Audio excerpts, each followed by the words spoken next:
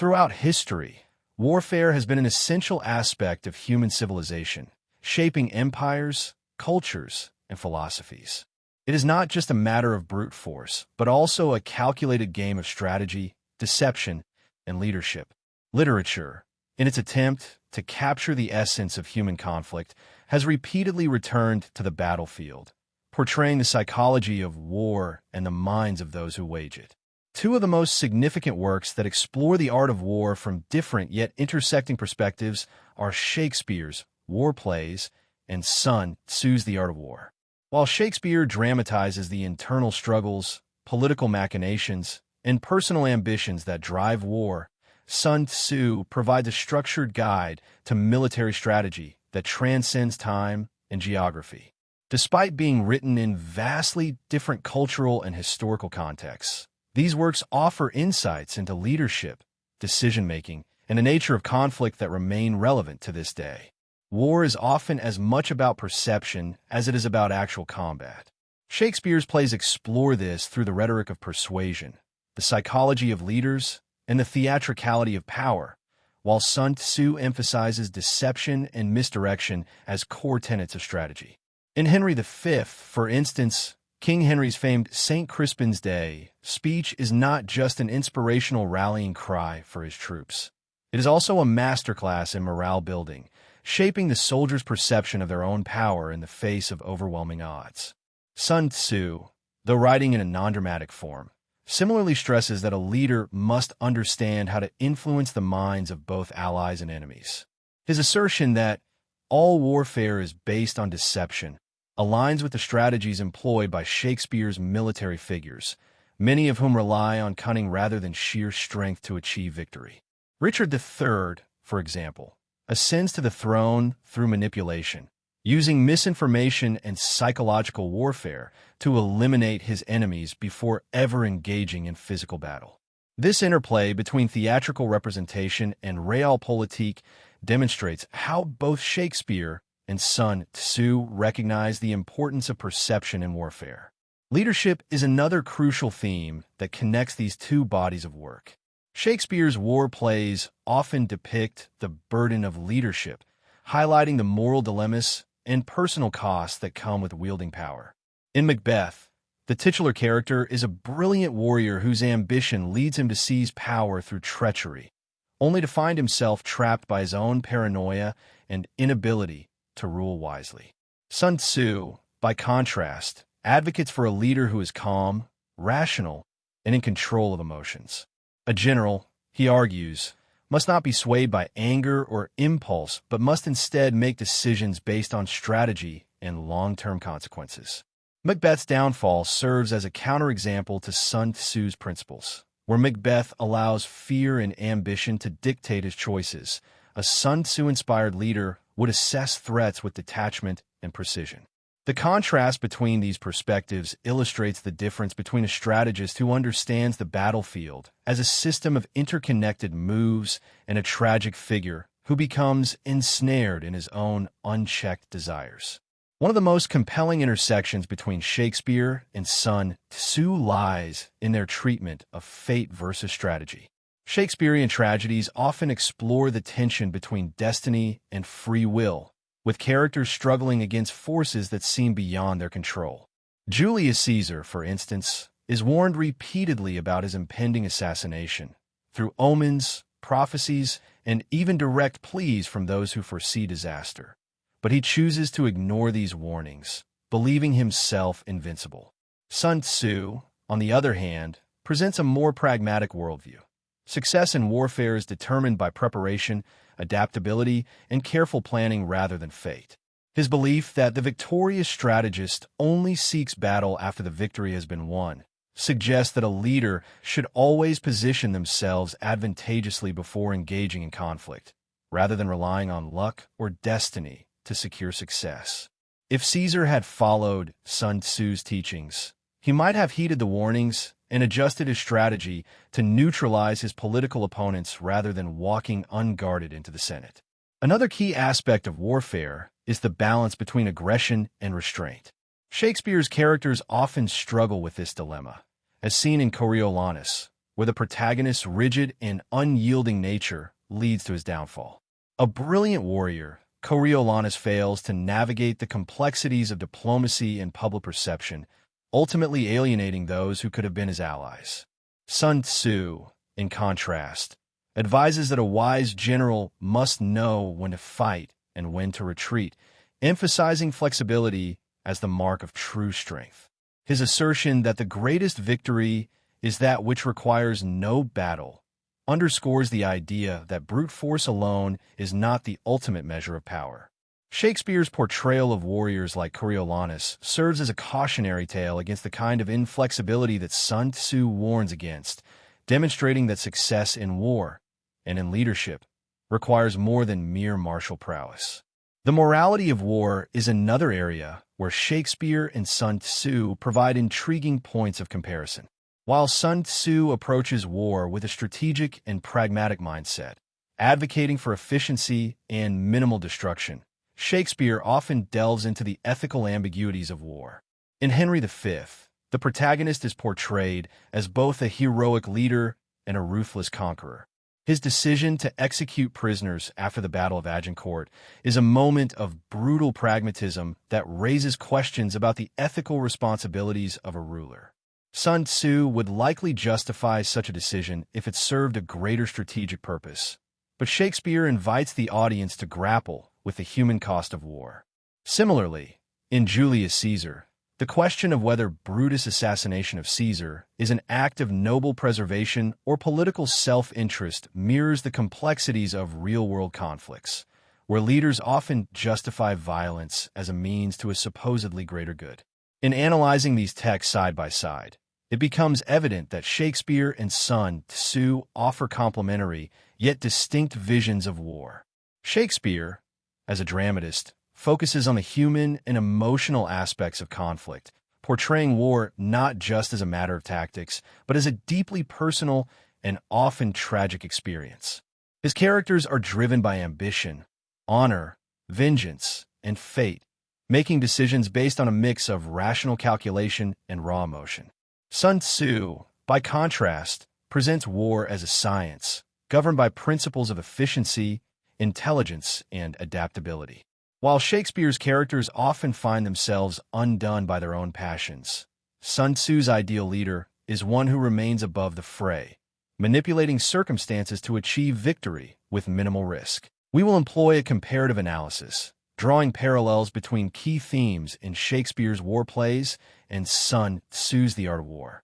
By examining characters such as Henry V, Macbeth, Julius Caesar, Richard III, and Coriolanus in the context of Sun Tzu's principles of leadership, deception, and strategic warfare, we can gain deeper insights into how warfare has been understood across different cultural and historical contexts.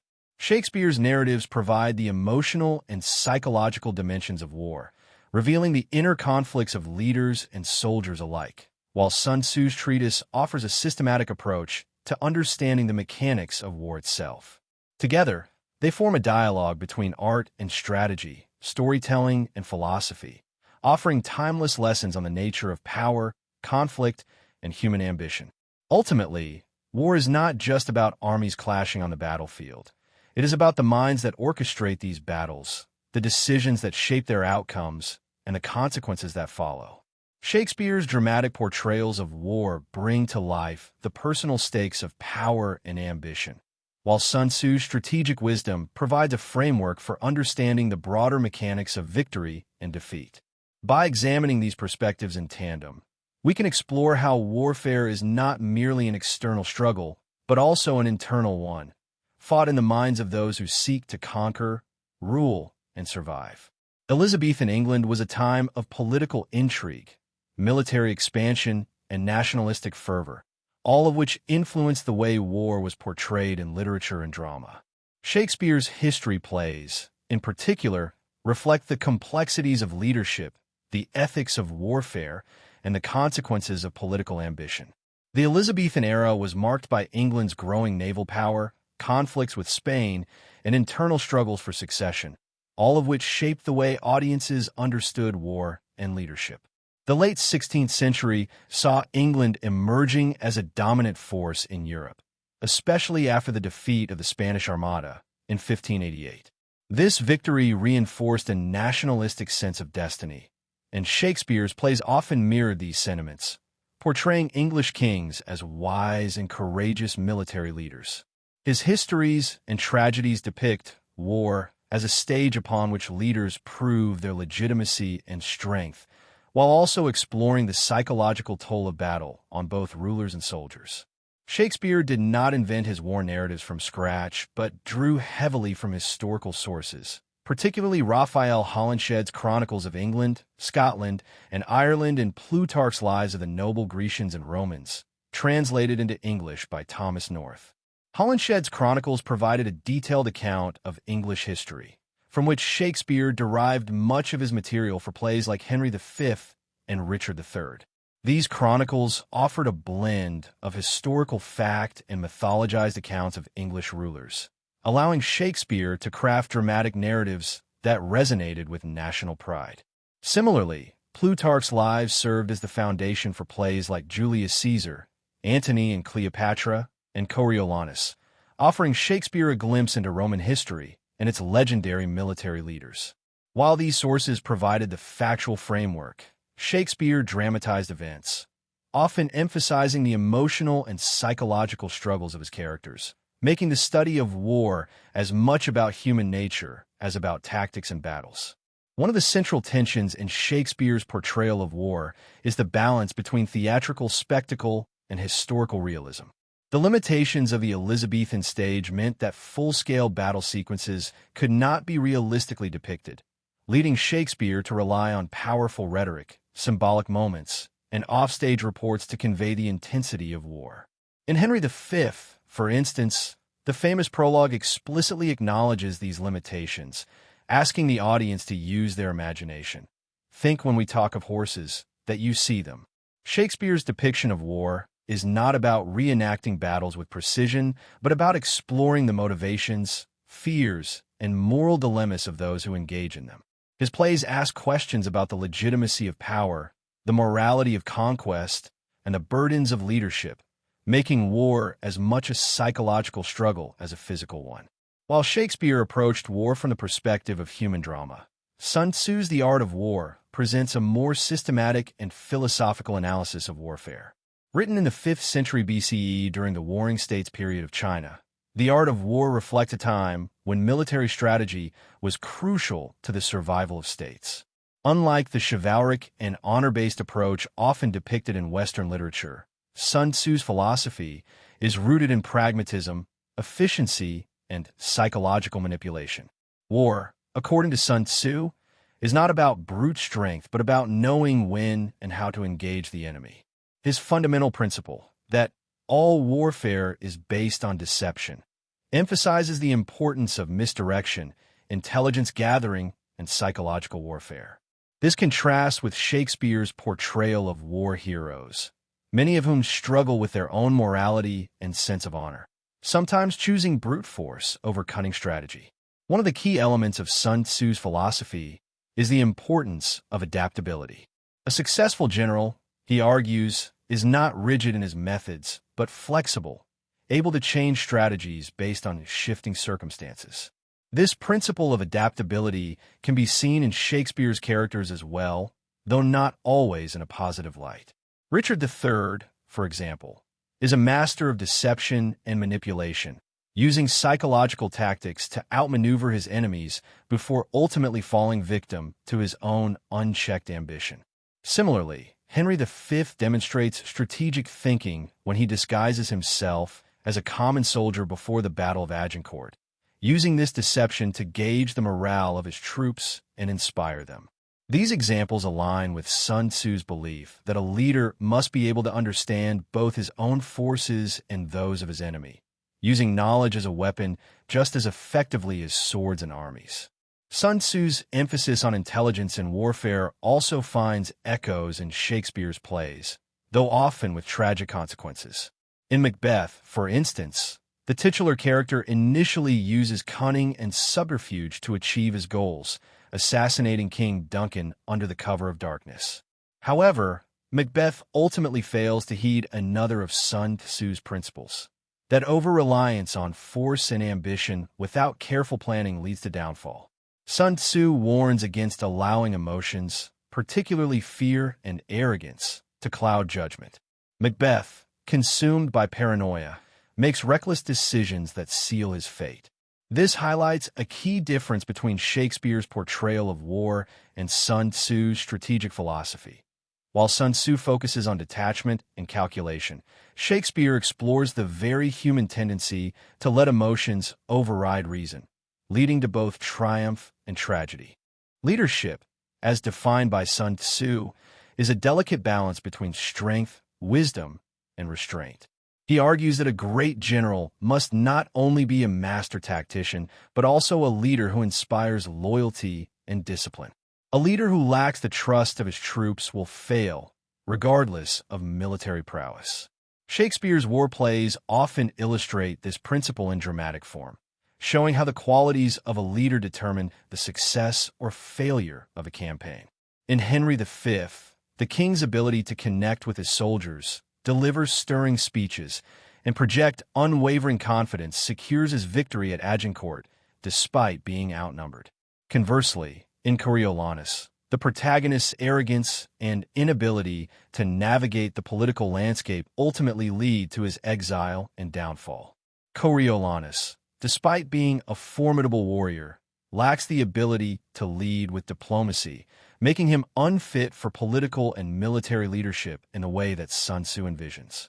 Sun Tzu's strategic philosophy has influenced military thought far beyond ancient China, shaping the tactics of generals, political leaders, and even business strategists. His principles have been studied and applied by figures ranging from Napoleon to modern military theorists, demonstrating their lasting relevance. While Shakespeare's plays offer a dramatic and often tragic exploration of war, Sun Tzu provides a handbook for those seeking to navigate conflict with intelligence and efficiency. The contrast between these two approaches, one emotional, the other analytical, offers a comprehensive view of warfare as both an art and a science. By comparing Shakespeare's war narratives with Sun Tzu's military treatise, it becomes clear that war is not merely a matter of strength, but of strategy, perception, and leadership.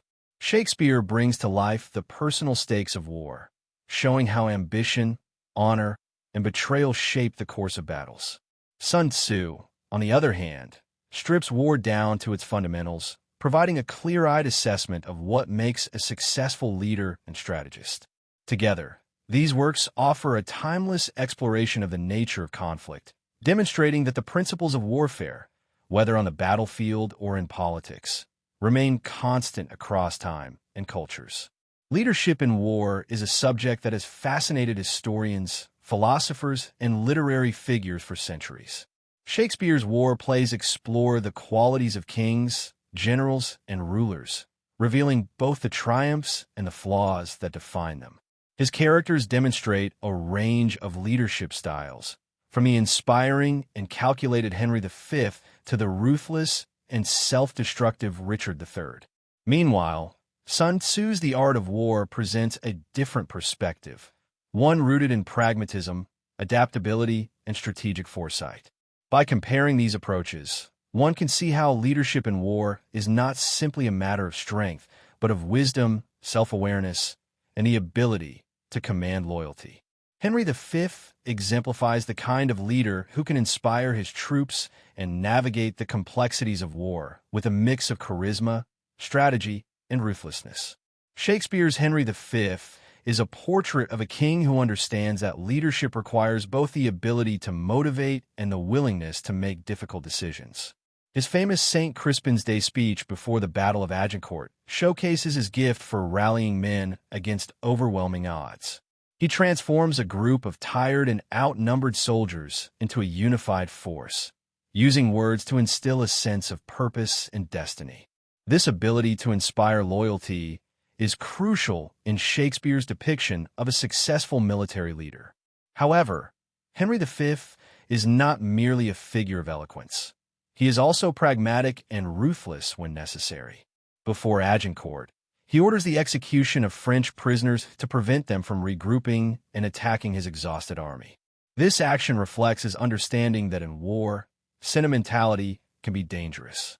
He is willing to make hard choices to secure victory, embodying the dual nature of a great leader, one who can both command affection and instill fear. Sun Tzu's concept of the ideal general shares some of these characteristics, but is distinct in its emphasis on avoiding war whenever possible. Sun Tzu argues that the best commander is one who achieves victory without fighting, using diplomacy, intelligence, and strategy to outmaneuver opponents. While Henry V demonstrates tactical brilliance, his reliance on direct confrontation contrasts with Sun Tzu's preference for subtlety and deception. Henry's speeches and personal engagement with his soldiers create a strong emotional connection, whereas Sun Tzu advises leaders to maintain a degree of detachment, ensuring that decisions are made with clear judgment rather than passion. One key difference between Henry V and Sun Tzu's ideal leader is their approach to risk. Henry is willing to gamble on the battlefield, trusting in his own ability to turn the tide of war through sheer determination and the morale of his troops. Sun Tzu, on the other hand, warns against unnecessary risks, arguing that a wise commander only engages in battle when victory is assured. This contrast highlights a fundamental tension in leadership, whether success is best achieved through calculated caution or bold action. Henry V's victories cement his place as one of Shakespeare's most admired rulers, but his methods reflect a leadership style that relies on personal presence and inspiration rather than pure strategy. While Henry V represents an idealized version of a warrior king, Shakespeare also portrays leaders whose flaws lead to their downfall. Julius Caesar and Richard III are two such figures, demonstrating the dangers of arrogance, overconfidence, and an inability to navigate political intrigue. Caesar's fate is a lesson in the perils of ignoring warning signs. Though he is a celebrated general and ruler, he underestimates the threats around him.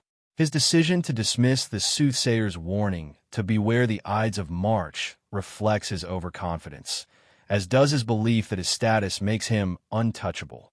His assassination is not just a political act, but a direct consequence of his failure to recognize and neutralize opposition before it becomes fatal. Sun Tzu warns against this kind of blindness, emphasizing that a great leader must always be aware of internal threats as well as external enemies.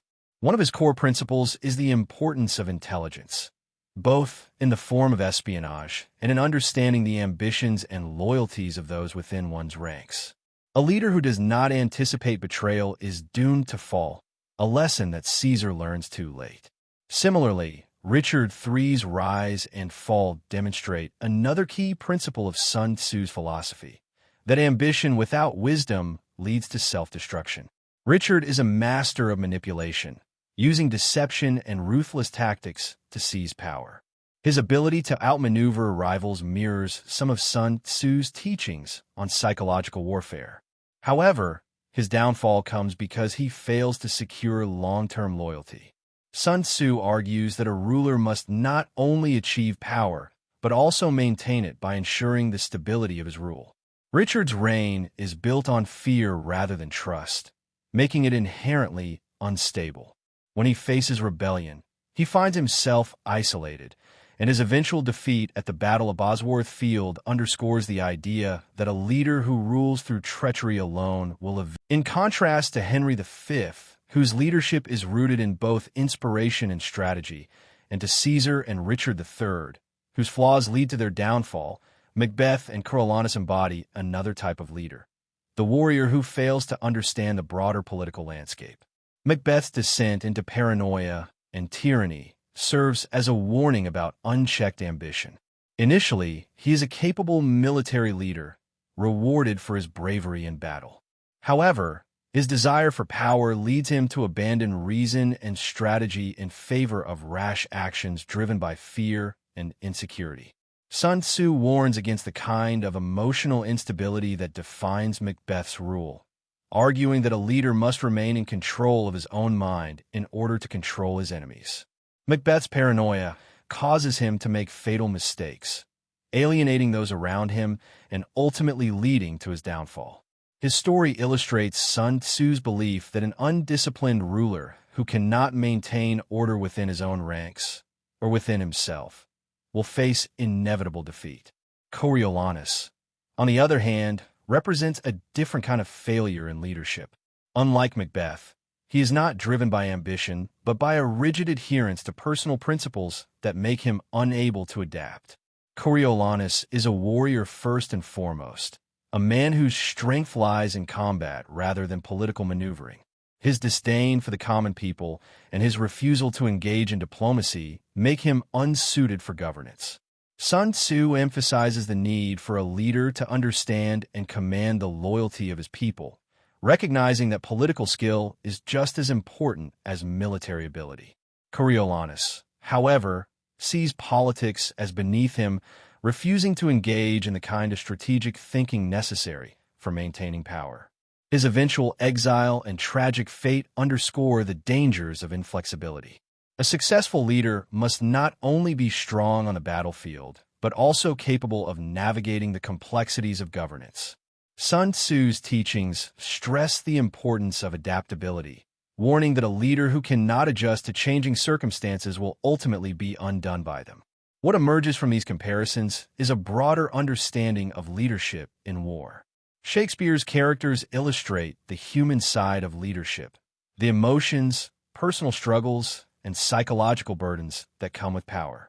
Sun Tzu, in contrast, provides a detached and calculated approach, one that prioritizes strategy over personal feelings. Henry V demonstrates the power of inspiration and tactical brilliance, but his reliance on direct confrontation contrasts with Sun Tzu's preference for avoiding war when possible. Julius Caesar and Richard III highlight the dangers of arrogance and political blindness, reinforcing Sun Tzu's warning that a leader must always be aware of internal threats. Macbeth and Coriolanus, in their respective downfalls, show the consequences of a failure to master either one's own emotions or the political realities of leadership. The study of these figures reveals that there is no single path to effective leadership.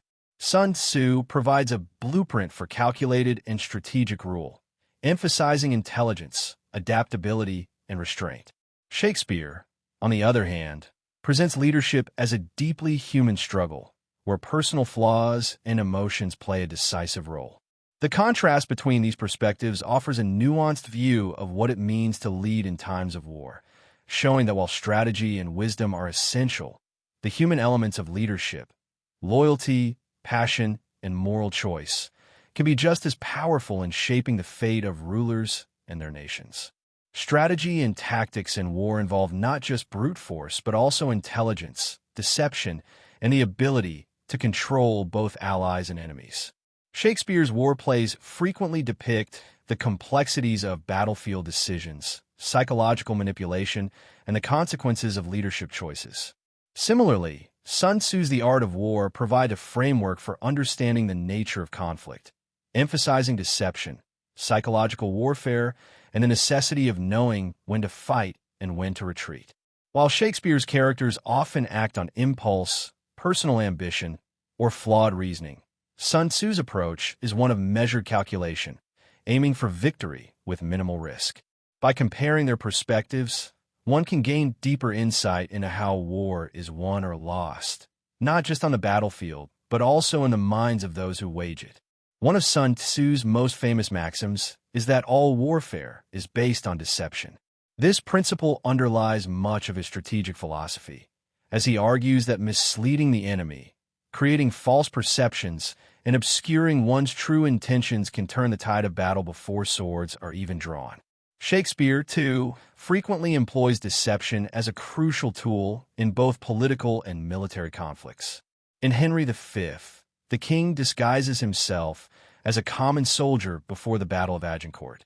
By doing so, he gathers vital intelligence on his men's morale and perspectives, learning how they perceive him and their chances in battle.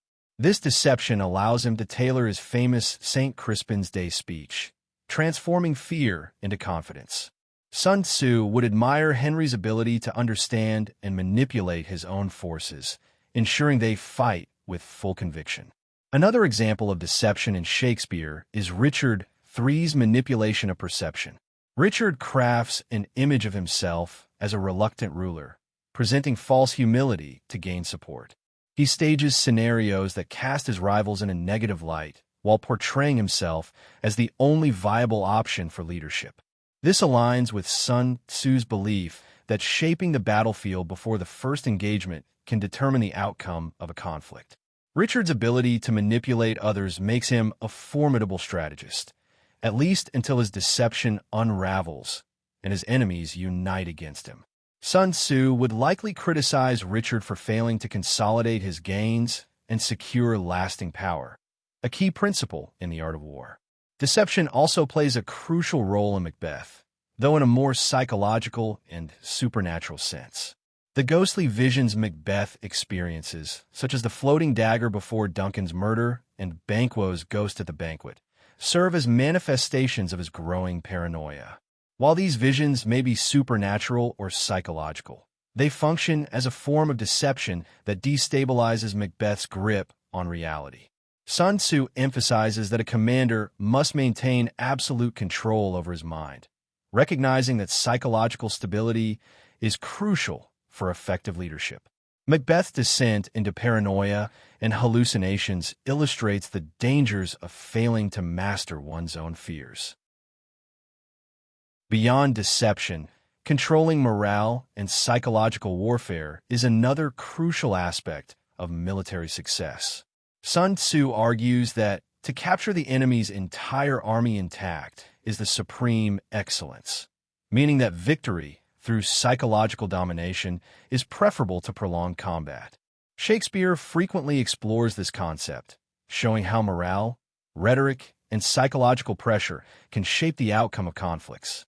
Henry V. St. Crispin's Day speech is one of the most powerful examples of morale as a weapon.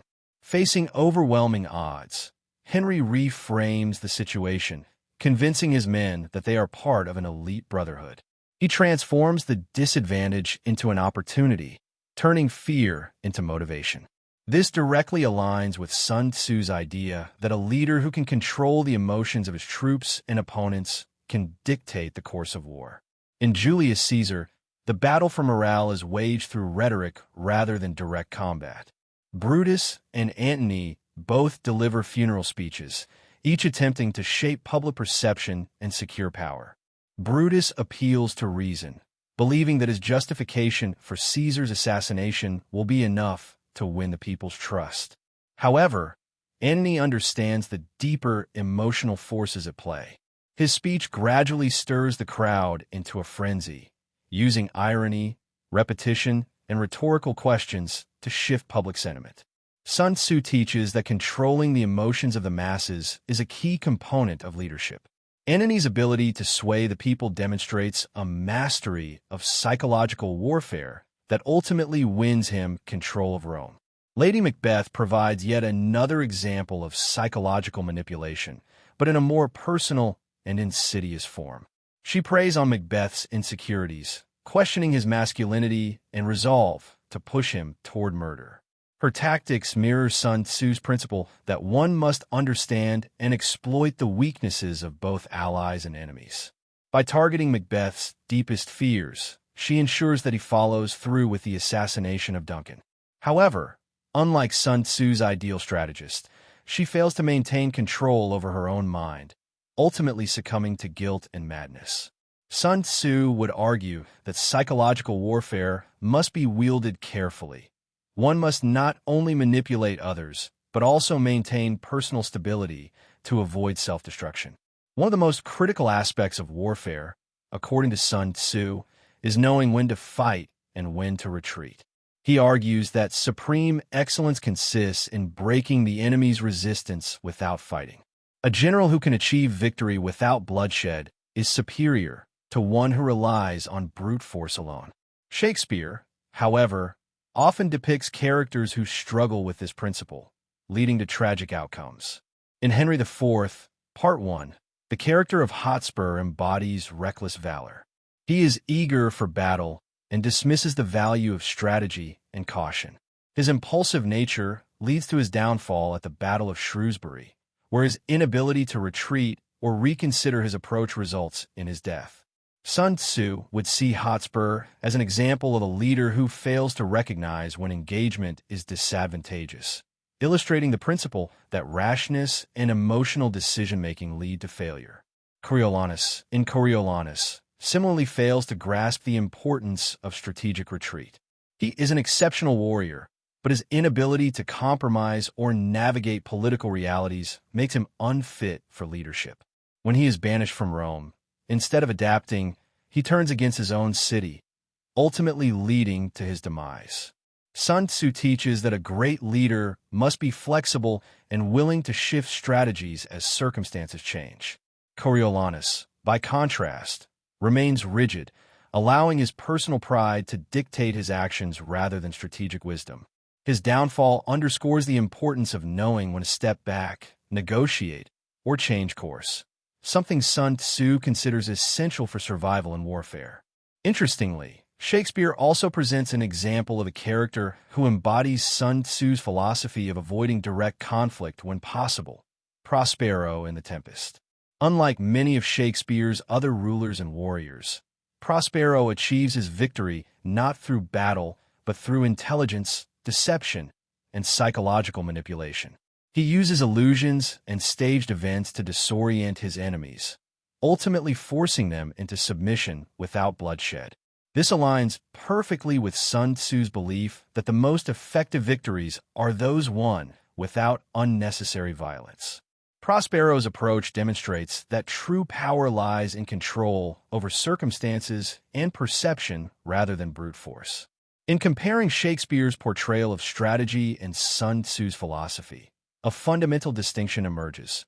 Shakespeare's characters are often driven by personal emotions, ambition, and fate, whereas Sun Tzu advocates for a detached, methodical approach. Shakespeare's leaders frequently fail because they allow their desires, fears, or rigid principles to dictate their actions. Sun Tzu, on the other hand, would argue that success in war requires mastering both one's own mind and the minds of others. Deception, psychological warfare, and strategic retreats are all tools that can be used to control the course of a conflict without unnecessary losses. This contrast highlights a broader theme in the study of leadership and warfare. Shakespeare's works provide insight into the human cost of war, the psychological burdens, moral dilemmas, and personal ambitions that shape historical events.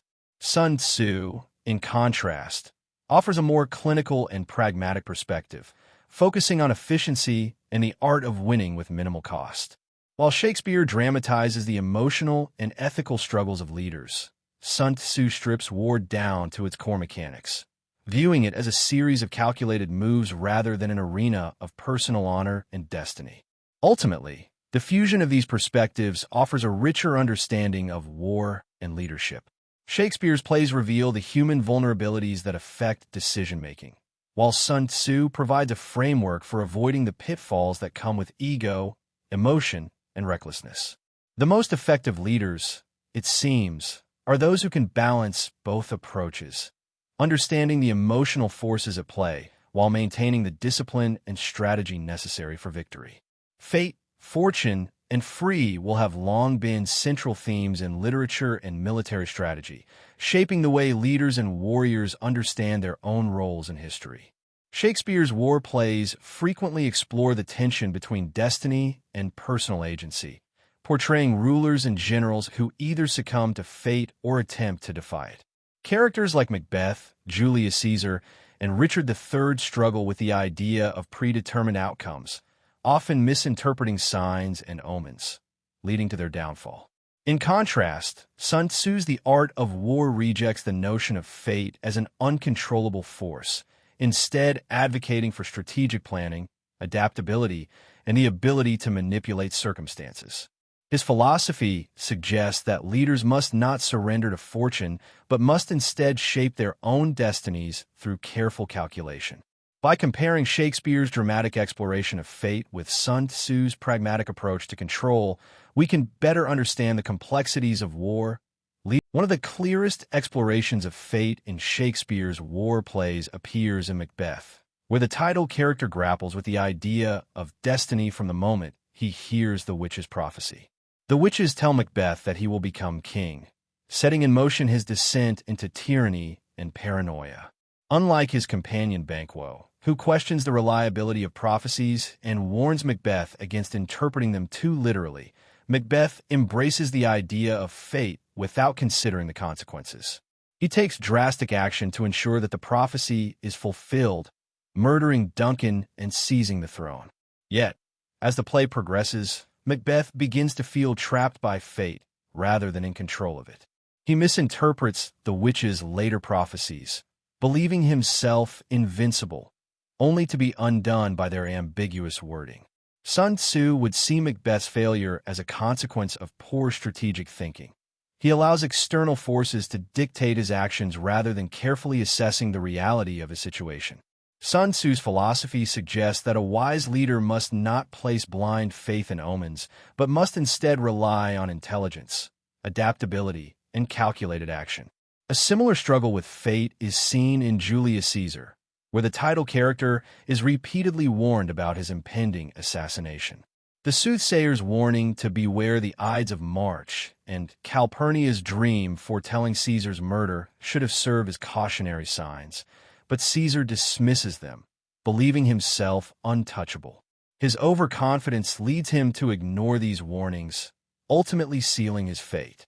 Sun Tzu would likely view Caesar's failure as an example of poor leadership, ignoring intelligence and failing to anticipate danger. In The Art of War, he emphasizes the importance of gathering information, remaining flexible, and preparing for all possibilities. A successful leader, according to Sun Tzu, does not blindly follow signs or dismiss potential threats, but actively works to control the conditions of battle.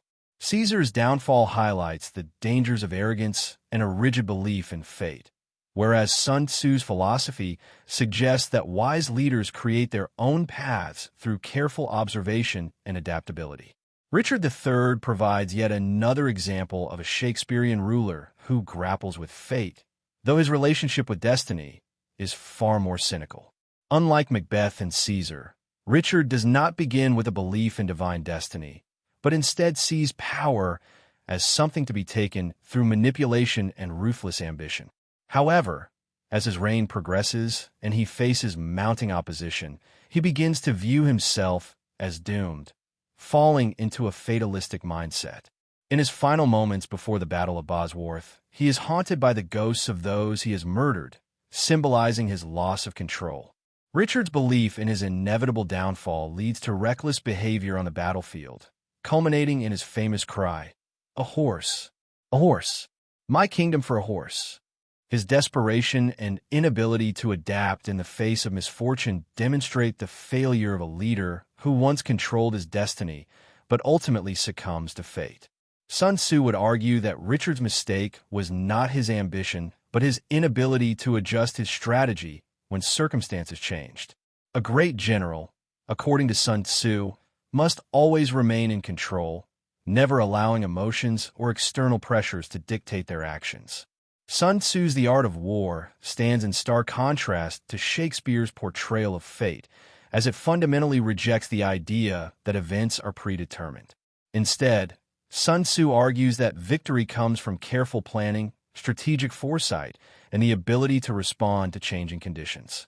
He emphasizes that great leaders do not rely on fate or fortune, but instead create their own advantages through intelligence and adaptability. In this sense, Sun Tzu's philosophy is one of control rather than surrender. War is not won by divine will or supernatural forces, but by those who understand the terrain, the enemy, and their own capabilities. One of Sun Tzu's key teachings is the importance of preparation in controlling one's destiny. He warns against relying on luck, arguing that a well-prepared general can minimize uncertainty through careful planning. This idea directly contradicts many of Shakespeare's tragic leaders, who often assume that fortune will favor them without taking adequate precautions. Sun Tzu's emphasis on intelligence gathering, deception, and flexibility serves as a model for leaders who wish to shape their own fates rather than be at the mercy of unpredictable events. Another crucial aspect of Sun Tzu's philosophy is his view on adaptability. He argues that a leader who remains rigid in their beliefs and strategies will eventually fail, as war is an ever-changing landscape. This idea is particularly relevant when comparing Shakespeare's tragic heroes, who often struggle with change. Macbeth is unable to see beyond his own ambition. Caesar refuses to acknowledge the growing conspiracy against him, and Richard III ultimately resigns himself to defeat rather than seeking an alternative path. Sun Tzu's wisdom suggests that true power lies in the ability to shift strategies when necessary, rather than blindly following a predetermined course. While Sun Tzu downplays the role of fate, he does acknowledge the existence of luck and fortune in battle. However, he sees fortune not as an uncontrollable force, but as something that can be mitigated through preparation. Shakespeare, by contrast, often portrays fortune as fickle and beyond human control. In Richard II, the title character begins as a confident ruler, but soon finds himself at the mercy of shifting political tides. His famous speech on the nature of kingship, "For God's sake, let us sit upon the ground and tell sad stories of the death of kings," reflects his belief that rulers are ultimately powerless against the forces of destiny. In contrast, Sun Tzu would argue that Richard's downfall was not the result of fate, but of poor decision-making and failure to anticipate political shifts. Macbeth's rise and fall similarly highlight the unpredictable nature of fortune. At the beginning of the play, he is propelled to power by a combination of prophecy, ambition, and opportunity. However, his inability to secure his position, combined with his paranoia and miscalculations, leads to his downfall. Shakespeare presents fortune as something that can elevate a man just as easily as it can destroy him. Sun Tzu, on the other hand, would argue that Macbeth's mistakes, not fate, led to his demise. By failing to consolidate power wisely and allowing fear to dictate his actions, Macbeth ensures his own. The fundamental difference between Shakespeare's portrayal of fate and Sun Tzu's philosophy lies in their understanding of control. Shakespeare's tragedies often depict fate as an inescapable force that shapes the lives of rulers and warriors, leading them toward inevitable outcomes. Sun Tzu, by contrast, presents war as a game of skill rather than destiny, where those who understand strategy and adaptability can control their own fates. His belief in preparation, intelligence, and flexibility serves as a counterpoint to Shakespeare's fatalistic narratives, offering a model for leadership based on reason rather than superstition. Ultimately, the comparison between Shakespeare and Sun Tzu highlights two opposing views of power and war.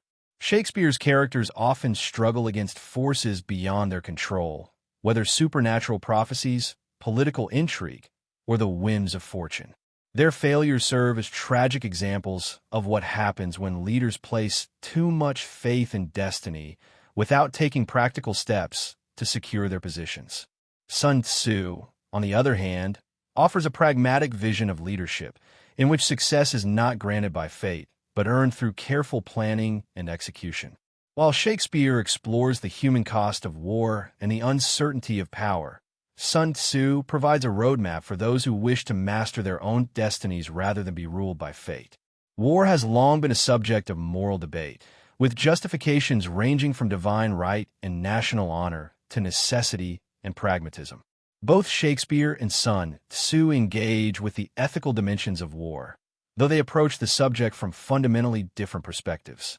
Shakespeare, writing in a period of political intrigue and shifting power dynamics, often portrays war as an extension of personal ambition, revenge, or the assertion of legitimacy. His characters justify their actions through appeals to divine right, duty, or honor, yet their wars frequently lead to chaos, suffering, and moral corruption.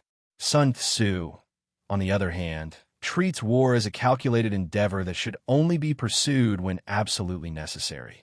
In The Art of War, he emphasizes the importance of avoiding conflict whenever possible, advocating for strategic deception and diplomacy to secure victory without bloodshed. His approach suggests that war is not a matter of glory or righteousness, but a tool of survival and statecraft. The contrast between Shakespeare's dramatic, often personal, view of war and Sun Tzu's detached, strategic philosophy provides valuable insight into the ethical dilemmas surrounding warfare. One of the most significant differences between Shakespeare's and Sun Tzu's perspectives on war lies in the question of justification. Shakespearean rulers often justify war through divine right, personal revenge, or the pursuit of honor. In Henry V, the titular king embarks on a war against France under the pretense of reclaiming what he sees as his rightful inheritance. He appeals to religious and legal justifications, seeking approval from the clergy before launching his campaign. However, beneath the rhetoric of legitimacy, there are political motivations at play. Henry's claim to France strengthens his rule at home and unites his people under a common cause. Shakespeare leaves room for interpretation. Is Henry a noble leader fulfilling his destiny, or is he a shrewd politician manipulating his subjects? In contrast, Sun Tzu would likely criticize Henry's war as an unnecessary risk. The art of war warns against engaging in prolonged conflict unless it is essential for survival. Sun Tzu's philosophy suggests that Henry's reliance on divine justification is secondary to the practical consequences of war, which include economic strain, loss of life, and political instability. Revenge is another key motivator for war in Shakespeare's plays, but Sun Tzu would see vengeance as an irrational justification.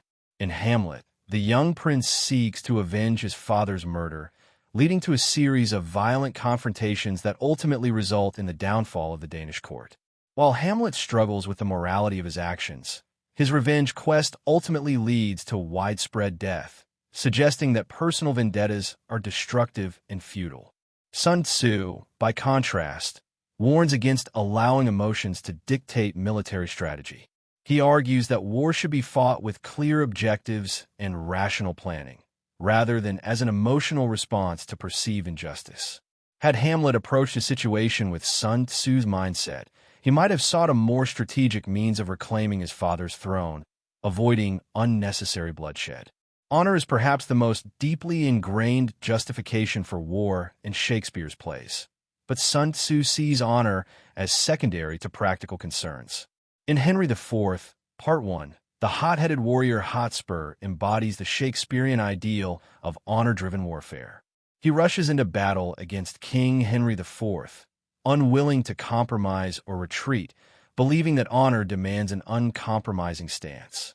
His father and allies urge caution, but Hotspur's commitment to a romanticized notion of warfare leads to his downfall. Sun Tzu would argue that Hotspur's lack of flexibility and over-reliance on personal pride make him a poor leader. For Sun Tzu, victory is the highest goal, and honor must be subordinate to practicality. A wise general avoids unnecessary battles and seeks to win through superior strategy rather than reckless valor.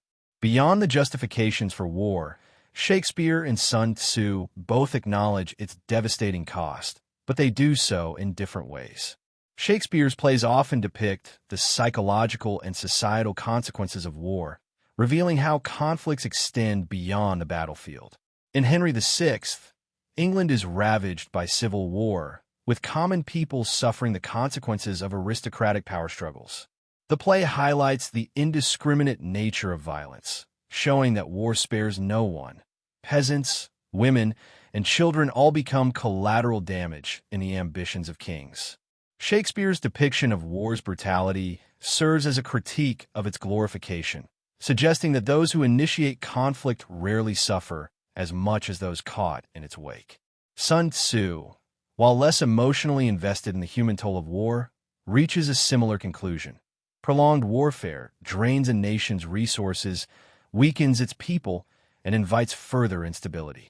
He warns against the temptation of endless conquest, arguing that a wise ruler seeks to maintain stability rather than exhaust his kingdom. The psychological cost of war is another recurring theme in Shakespeare's plays, with several characters succumbing to guilt, paranoia, or madness as a result of their military actions.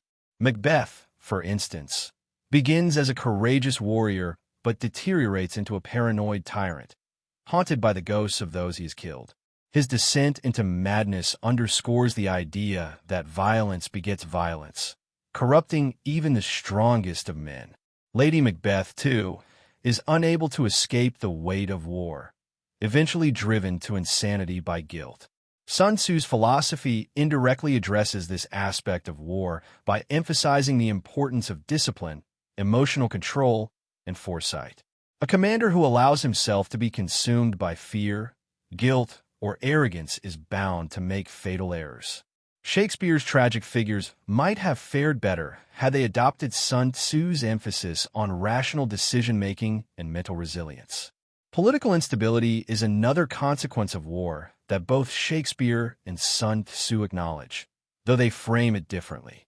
Shakespeare often portrays war as a double-edged sword. While it can secure power, it also creates chaos that is difficult to contain. In Julius Caesar, the assassination of the titular ruler leads to civil war, proving that violent means of securing power often backfire. Brutus and Cassius believe they are acting in Rome's best interest, but their actions only lead to greater instability, paving the way for Mark Antony and Octavius to seize control. Sun Tzu would likely view Brutus and Cassius as short-sighted leaders who failed to anticipate the broader consequences of their actions. He warns that internal divisions weaken a state, making it vulnerable to external threats. A truly skilled leader, according to Sun Tzu, unites rather than divides, securing long-term stability rather than engaging in self-destructive power struggles. The contrast between honor and practicality in warfare is another key difference between Shakespeare's plays and Sun Tzu's teachings. Shakespeare often presents characters who struggle between the demands of honor and the realities of power. Hotspur, as previously mentioned, prioritizes honor above all else and pays the price for his inflexibility. Similarly, Hamlet hesitates between action and inaction, torn between his moral code and the necessity of ruthless decision-making. On the other hand, characters like Henry IV and Claudius take a more pragmatic approach to power. Henry IV, having usurped the throne, focuses on maintaining stability rather than pursuing glory. He advises his son Hal to avoid unnecessary conflicts, demonstrating a clear understanding of statecraft. Claudius, though a villain, similarly embodies Sun Tzu's emphasis on calculation. He secures power through strategy rather than reckless ambition. Sun Tzu's philosophy strongly aligns with the pragmatic rulers in Shakespeare's plays. He argues that a successful leader prioritizes results over personal ideals, making strategic decisions based on the needs of the state rather than personal glory. He warns against the dangers of rigid thinking, advocating for adaptability and deception when necessary. While Shakespearean characters often grapple with the moral implications of their choices, Sun Tzu presents a more utilitarian perspective. If a decision leads to stability and victory, it is justified. This does not mean that Sun Tzu lacks ethical considerations. He repeatedly stresses the importance of minimizing destruction and avoiding unnecessary suffering. However, his moral framework is rooted in practicality rather than abstract ideals. In the end, Shakespeare and Sun Tzu offer two contrasting yet complementary perspectives on the ethics of war. Shakespeare explores the deeply human aspects of conflict, the emotional turmoil, the weight of honor, the unpredictable consequences, while Sun Tzu provides a strategic, almost detached approach that prioritizes victory and stability above all else. Shakespeare's tragic characters often fall because they are trapped in the romanticized ideals of warfare, while Sun Tzu's teachings offer a roadmap for those who seek to master war without being consumed by it. Together, their works provide a nuanced understanding of war's complexities, reminding us that the ethical dimensions of conflict are as much about leadership and strategy as they are about morality and justice. Shakespeare and Sun Tzu have left an indelible mark on the way war, leadership, and strategy are understood in both artistic and practical spheres. While Shakespeare's plays dramatize the human experience of war, its psychological, ethical, and political consequences, Sun Tzu's The Art of War presents a rational framework for engaging in conflict with minimal loss and maximum efficiency. Their influence extends beyond their respective disciplines. Shakespeare's war plays have shaped literature, theater, and film, while Sun Tzu's strategic philosophy has found applications in modern military doctrine, politics, and even business. The 21st century continues to draw from their insights, using their lessons to navigate leadership challenges, warfare, and diplomacy. Though separated by centuries and cultural contexts, Shakespeare and Sun Tzu offer complementary perspectives on war, making their works as relevant today as they were in their own time. Shakespeare's war plays have played a crucial role in shaping modern literature and theater, offering a blend of realism and romanticism in their depictions of battle. While Shakespeare himself was not a soldier, his works convey a deep understanding of war's psychological and political dimensions. His plays oscillate between glorifying military heroism and exposing the brutal realities of warfare. Henry V, for example, presents one of the most famous inspirational speeches in literature, the St. Crispin's Day speech, where Henry rouses his outnumbered troops before the Battle of Agincourt. The speech has been referenced and adapted in numerous war films and political addresses, demonstrating the enduring power of Shakespeare's rhetoric. Yet, even in Henry V, Shakespeare does not shy away from depicting the horrors of war. The play includes moments that reveal its devastation, such as the slaughter of French prisoners and the grim aftermath of battle. Shakespeare's influence on war narratives in modern drama and film is particularly evident in adaptations of his works. Kenneth Branagh's Henry V, 1989, is a prime example of how Shakespearean warfare has been reinterpreted for contemporary audiences. Branagh's film strips away the romanticized heroism often associated with Shakespearean kings and instead presents a gritty, realistic depiction of medieval warfare. The battle scenes emphasize the brutality of combat, aligning with modern cinematic trends that favor historical accuracy over idealized portrayals of war. Similarly, Akira Kurosawa's Throne of Blood, 1957, an adaptation of Macbeth, reimagined Shakespeare's themes of ambition and military power in the context of feudal Japan.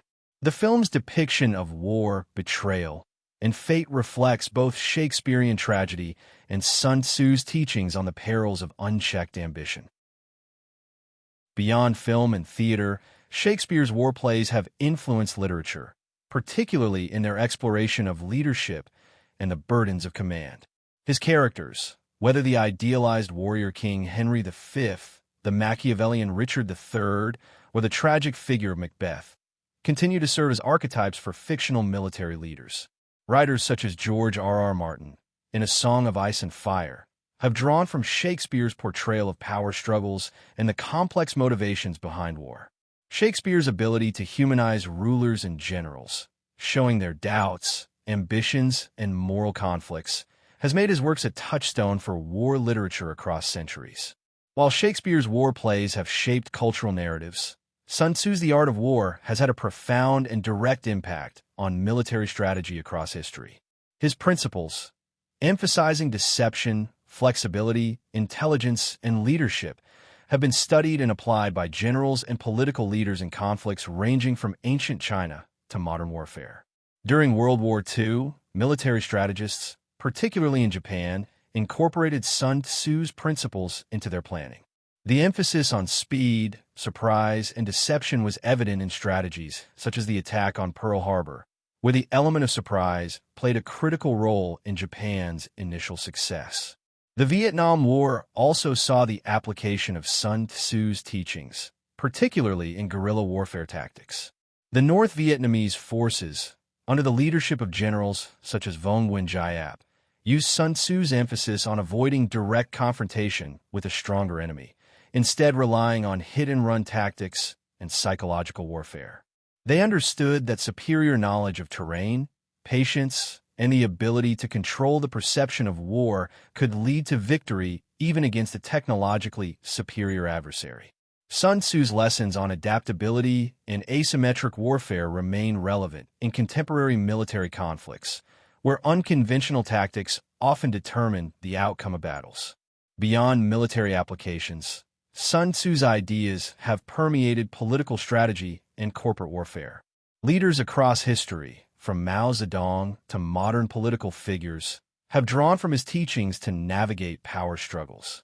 The notion that the supreme art of war is to subdue the enemy without fighting resonates in modern diplomacy, where economic sanctions, cyber warfare, and psychological tactics often replace direct military engagement. In business, the art of war has become required reading for executives and entrepreneurs who see its principles as applicable to competitive markets. Concepts such as knowing one's enemy, leveraging strengths against weaknesses, and adapting to change have been adapted into business strategies that emphasize outmaneuvering rivals without direct confrontation. The enduring influence of Shakespeare and Sun Tzu extends into the 21st century, where their lessons remain highly relevant in discussions of leadership, warfare, and ethics. In terms of leadership, both Shakespearean kings and Sun Tzu's ideal generals offer contrasting yet complementary models. Shakespeare's characters often embody the struggles of leadership. Henry V's ability to inspire his men, Macbeth's downfall due to unchecked ambition, and Julius Caesar's miscalculations in political intrigue. Sun Tzu, by contrast, presents a more theoretical model of leadership. An ideal commander is wise, adaptable, and never allows personal emotions to dictate strategy. In the modern world, leaders in politics, business, and the military continue to grapple with the challenges of balancing inspiration with calculation, making both Shakespeare and Sun Tzu indispensable guides. Psychological warfare, another major theme in both Shakespeare and Sun Tzu's works, has only grown more relevant in contemporary politics and international relations. Shakespearean figures such as Richard III and Iago demonstrate the power of manipulation and perception in achieving political goals. Sun Tzu, too, understood that controlling the enemy's perception of reality could be as effective as physical force. Today, psychological warfare plays out in propaganda, misinformation campaigns, and media influence. The ability to shape public opinion and control narratives has become a crucial aspect of modern warfare and diplomacy, making Shakespeare and Sun Tzu's insights more pertinent than ever. Ethical considerations of war and diplomacy continue to be central debates in the modern world, echoing themes explored by Shakespeare and Sun Tzu. Shakespeare's plays frequently question the morality of war, highlighting its human cost and the ambiguity of political motivations. In Julius Caesar, for instance, Brutus justifies Caesar's assassination as a preemptive strike to protect Rome from tyranny, yet his actions lead to further chaos and bloodshed. The play raises questions about whether violent means can ever truly be justified for a greater good. Sun Tzu, while less concerned with moral dilemmas, stresses that war should be a last resort and should be conducted with minimal destruction. His philosophy suggests that the most ethical form of warfare is one that avoids unnecessary conflict altogether. In the 21st century, where global conflicts involve not only traditional warfare, but also cyber threats, economic competition, and political influence, the ethical dimensions of war remain complex. Shakespeare's tragedies remind us of the personal and societal costs of power struggles, while Sun Tzu's teachings offer a pragmatic framework for achieving stability with minimal violence. Together, they provide a comprehensive lens through which to examine the past, present, and future of warfare and leadership. Ultimately, Shakespeare and Sun Tzu have shaped the ways in which war is understood, both in storytelling and in strategy.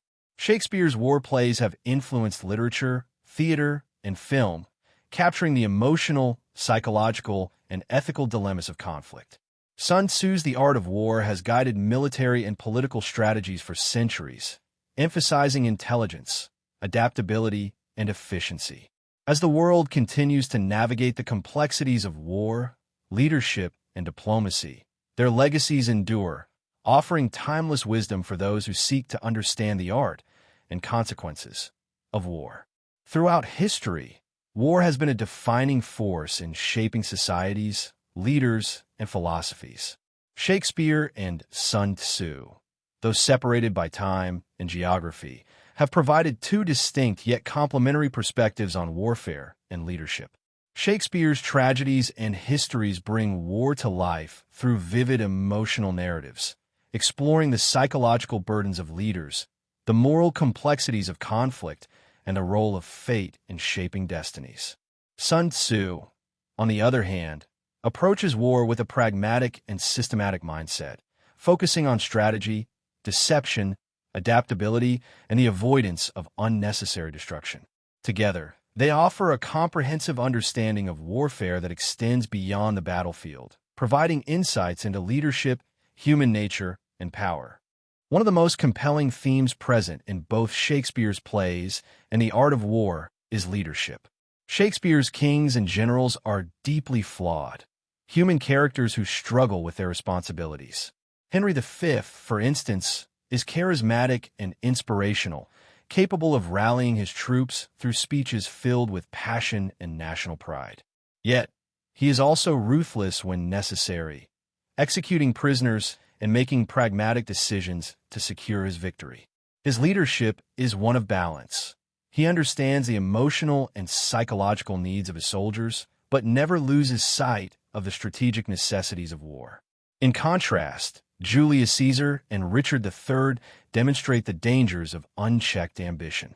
Caesar, despite his military success, underestimates the political forces working against him and falls victim to betrayal. Richard III, driven by his desire for power, uses deception and manipulation to seize the throne, but his lack of foresight and failure to build lasting support ultimately lead to his downfall. Sun Tzu's ideal general, by contrast, is not swayed by emotion but acts with precision and clarity. He is adaptable, calculating, and avoids direct conflict unless absolutely necessary. Sun Tzu warns against reckless ambition, emphasizing the importance of patience and intelligence in securing victory. His philosophy suggests that the best leaders are those who can win wars without fighting, using diplomacy, deception, and strategic positioning to outmaneuver their enemies. The contrast between Shakespeare's leaders and Sun Tzu's generals highlights two different approaches to command, one rooted in human emotion and political drama, the other in disciplined strategic thinking. While Shakespeare's characters often succumb to personal flaws, Sun Tzu's ideal leader is expected to master self-control and foresight. Strategy is another central theme in both Shakespeare's war plays and the art of war. Shakespeare dramatizes various military tactics, particularly through deception and manipulation. Henry V disguises himself as a common soldier before the Battle of Agincourt to gauge the morale of his troops, a move that aligns with Sun Tzu's emphasis on understanding both one's own forces and the enemy's. Richard III's cunning political maneuvers, including his false humility and calculated elimination of rivals, echo Sun Tzu's teachings on psychological warfare. Even Macbeth, though driven by ambition and paranoia, attempts to use deception to consolidate his power, relying on misleading prophecies and the illusion of invincibility. Sun Tzu's The Art of War elevates deception from mere trickery to a core strategic principle. He argues that all warfare is based on deception, advising generals to appear weak when they are strong and vice versa. His insights into the importance of misdirection and information control have influenced military tactics for centuries and remain relevant in modern warfare, where intelligence operations and cyber strategies play crucial roles. Shakespeare's plays, though focused on individual characters and dramatic conflicts, reflect these same principles, demonstrating that deception is not only a military tool, but a key element of political survival. Ethics in warfare is a major point of divergence between Shakespeare and Sun Tzu. Shakespeare often presents war as a morally complex endeavor, where even the most honorable characters struggle with the consequences of their actions. In Macbeth, for example, the protagonist begins as a celebrated warrior but becomes consumed by his ambition, committing atrocities in his quest for power. The psychological and moral cost of war is also evident in Henry VI, where the prolonged conflict leads to suffering and chaos, questioning the justification for warfare itself. Shakespeare's plays suggest that war is often driven by personal ambition, political maneuvering, and misunderstandings rather than noble causes. Sun Tzu, on the other hand, does not dwell on the morality of war, but focuses on its efficiency. His philosophy is pragmatic. War should be conducted with the least amount of destruction necessary, and prolonged conflict is to be avoided at all costs. While Shakespeare's characters often grapple with the consequences of war, Sun Tzu provides a guide for minimizing its negative impact. His warnings about the economic and human toll of prolonged warfare remain relevant, as modern conflicts frequently lead to instability and unintended consequences. By contrasting Shakespeare's emotional and ethical explorations of war with Sun Tzu's rational approach, it becomes clear that both perspectives offer valuable lessons. One about the human cost of war, and the other about how to prevent unnecessary suffering through strategic thinking. Fate and free will play crucial roles in Shakespeare's war narratives, adding another layer of complexity to his depiction of leadership and conflict. In Macbeth, the protagonist initially believes he is destined for greatness due to the witch's prophecies, but his obsessive pursuit of this fate leads to his downfall. Similarly, Julius Caesar ignores repeated warnings about his assassination, believing himself to be invulnerable. Richard III, in his final moments, appears to recognize that his fate is sealed, resigned to the consequences of his ruthless ambition. Shakespeare often presents fate as an unpredictable force, one that characters attempt to control but ultimately cannot escape. Sun Tzu, in contrast, advocates for strategic control over one's destiny. His philosophy rejects reliance on fate, arguing that success in war comes from preparation, adaptability, and intelligence rather than divine intervention or predetermined outcomes. While Shakespeare's characters frequently fall victim to their own interpretations of fate, Sun Tzu's ideal general actively shapes his own future through careful planning. This contrast underscores the different cultural and philosophical perspectives on war. One emphasizing the unpredictability of human nature and external forces, the other focusing on the ability to control outcomes through knowledge and discipline. The concept of the battlefield as a metaphor extends beyond war itself, influencing ideas about leadership, power, and life's challenges. Shakespeare's characters navigate political intrigue, betrayal, and shifting allegiances in ways that mirror real-world power struggles. His depiction of war is not limited to physical battles, but includes conflicts of ideology, ambition, and morality. Similarly, Sun Tzu's teachings have been applied not only to military strategy, but to business, politics, and even personal decision-making.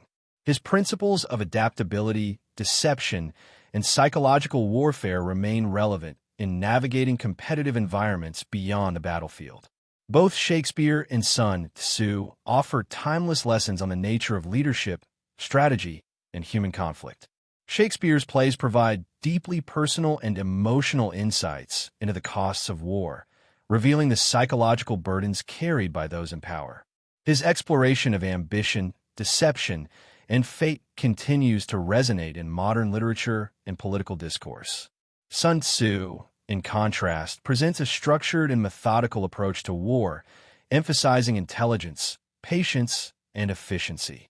His work has influenced not only military leaders, but also politicians, business executives, and strategists across disciplines. Despite their differences, Shakespeare and Sun Tzu complement each other in their understanding of war and power. Shakespeare's tragedies remind us of the personal and moral consequences of war, while Sun Tzu's philosophy offers practical wisdom for navigating conflict. Together, they form a comprehensive study of warfare, one that acknowledges both the emotional turmoil of battle and the necessity of strategic thinking. Their works remain relevant today, providing guidance not only for military leaders, but for anyone seeking to understand the complexities of power, leadership, and the human condition.